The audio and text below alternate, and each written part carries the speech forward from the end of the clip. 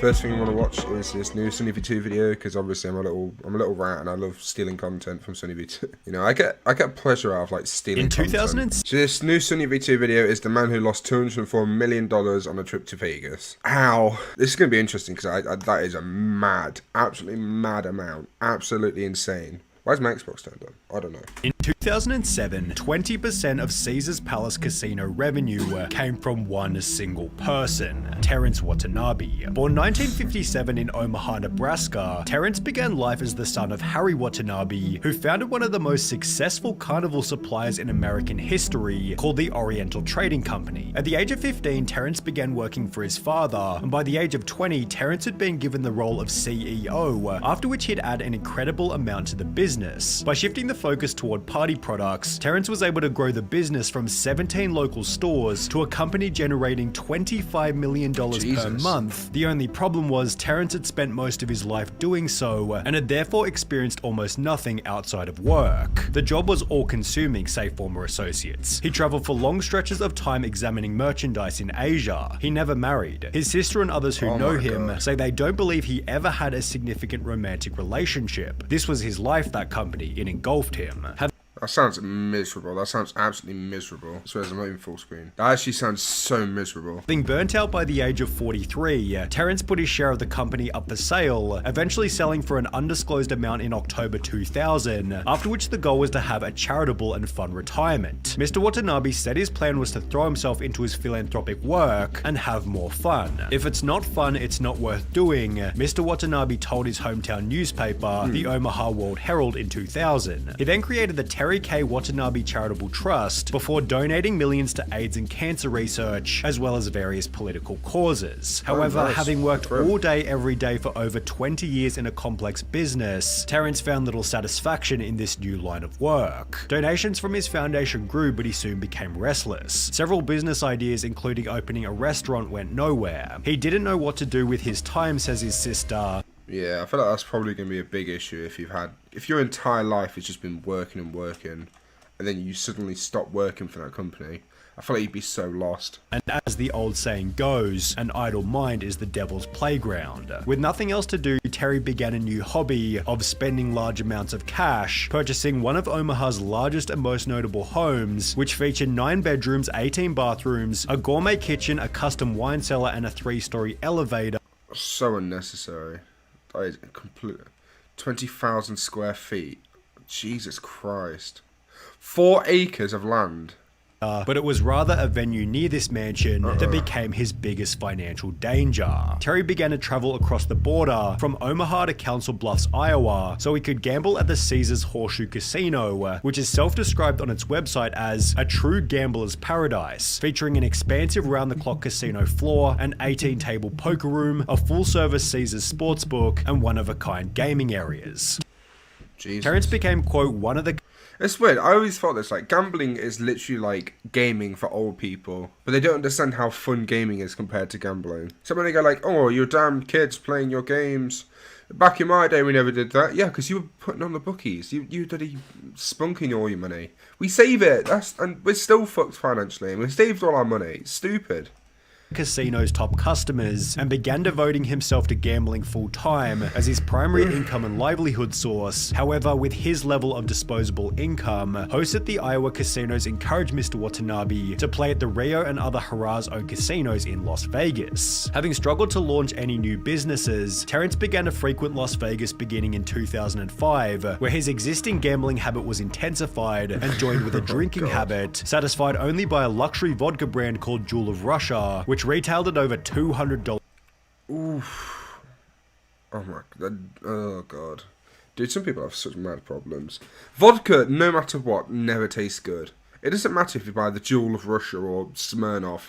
It all tastes like fuel. Why would you do that? It's so stupid. per bottle. In that very same year, billionaire Steve Wynn opened the luxury Wynn Las Vegas, and by 2006, 1 year later, Terrence had spent so much money at the venue that the two arranged to meet. Remarkably, Steve concluded that Terrence was a quote compulsive gambler and alcoholic, leading Steve to ban Terry from the casino. However, given this was no fix for Terry's addiction, this simply became an opportunity for other venues in the area. Terry decided to take his money over to Caesar's Palace, where a marketing executive promised to give him substantially more advantageous arrangements than the Wynn with respect to player comps, rebates, and other incentives, after which the casino created specifically designed incentives to keep Terry gambling at their venue. He was given tickets to the Rolling Stones, $12,500 a month for airfare, and $500,000 in credit at the gift stores. Harrah's also offered 15% cash back on table losses greater than $500,000, special high-limit games, and other incentives. Mr. Watanabe resided for free in a 3-bedroom suite at Caesars, had access to his favorite bartender, and was constantly surrounded by attendants to serve his every need, such as a 7-course meal from the casino's Bradley Ogden restaurant, delivered to him while he was gambling, with these attendants later telling legendary stories about his behavior while gambling. Al DeLeon and Christian Kunda, two of Mr. Watanabe's personal handlers at Caesars, say he had thousands of Tiffany gift boxes filled with $50 gift cards or $100 gift coins that he would hand out to bartenders, nightclub operators, security guards, and others. They say he once told a security guard to go to a supermarket and buy every cut of steak, and then proceeded to hand them out to employees. Caesars Palace high rollers of this magnitude are often given exclusive loyalty program status called 7-Star, where members are wowed by all the fantastic benefits afforded to them, with additional rewards and all-round bigger and better perks, yet the casino then literally created a new tier above this called Chairman, of which only Terrence Watanabe had the status of joining.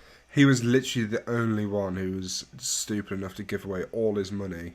Having been handed what you might call the ultimate life, Terry decided to stay in Vegas, yet with no intervention and nothing else to do, the severity of his habit began to get out of control. Several employees say Mr. Watanabe would stay at the tables for up to 24 hours, sometimes losing as much as $5 million in a single binge. He was allowed to play 3 blackjack hands simultaneously, with a $50,000 limit for each hand, and if he won, Mr. Watanabe says he regularly handed out to Caesar's employees bundles of $100 bills that could total as much as $20,000. In the meantime, Terry was visited by a former casino host from his hometown who explained that Terry appeared disoriented and couldn't remember the conversations they'd had in the past. He'd add that Terry was often seen stumbling around the casino or falling asleep at tables placed right beside loud nightclub music, yet the most notable observation regarded the type of machines that Terry liked to play. According to one of his former assistants, Terrence rejected any skill-based casino game like poker and instead gravitated toward games with low odds, including roulette and slots. He was considered a house player because slots and roulette are house games. They have terrible odds for the player, and the way he played blackjack, he made it a house game. He made such bad decisions on the blackjack table, but it was only when his brother and sister came to visit for Thanksgiving 2007 that he talked about just how much these bad choices had cost him. In the 11 months since the beginning of the year, Terrence Watanabe had lost $127 million.